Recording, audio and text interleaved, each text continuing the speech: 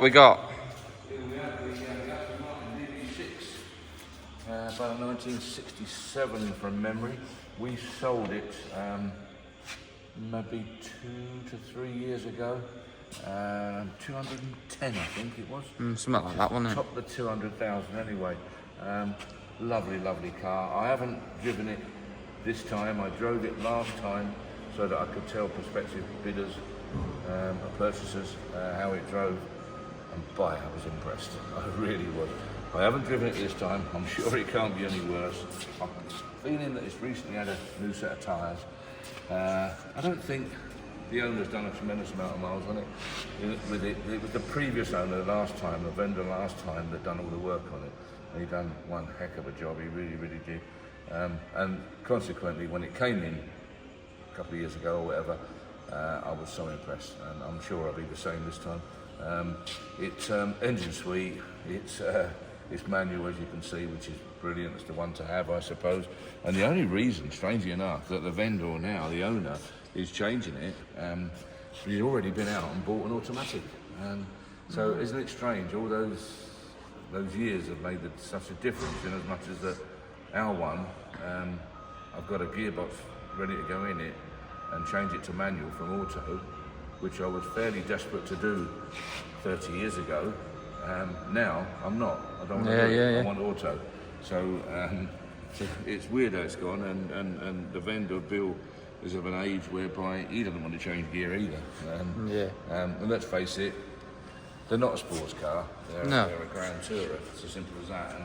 And I prefer to sit there with automatic power steering and just cruise, to be fair. And I don't blame him for doing exactly the same thing. But rather than change this, he's been out and bought another one identical. So this one's now spare car. Condition speaks for itself. It's fantastic. Interior is absolutely beautiful. The big body job those years ago. What you see is exactly what you get. It wasn't painted, 6 weeks ago. It was years ago when it was painted. No, I do vaguely remember it now you've said that, I must admit. Yeah. I didn't know whether it was this one, but I do remember it now. Absolutely. It still looks exactly the same. I think the colour is fantastic. Yeah. I mean, it's like Jaguar Indigo Blue, isn't it? But I don't know what the correct Aston Martin name for it is. But I mean, it's basically a Jaguar Indigo Blue, which I think is super colour. It suits the car right down to the ground. I think there's 2 colours of it, 3 maybe. That's Dubonnet red, silver, of course, James Bond colour silver, without question, or the Indigo's blue. I don't think there's any other colour for it. I think they look great. So do come and have a look, ladies and gentlemen. You will not be disappointed. You will want to buy it.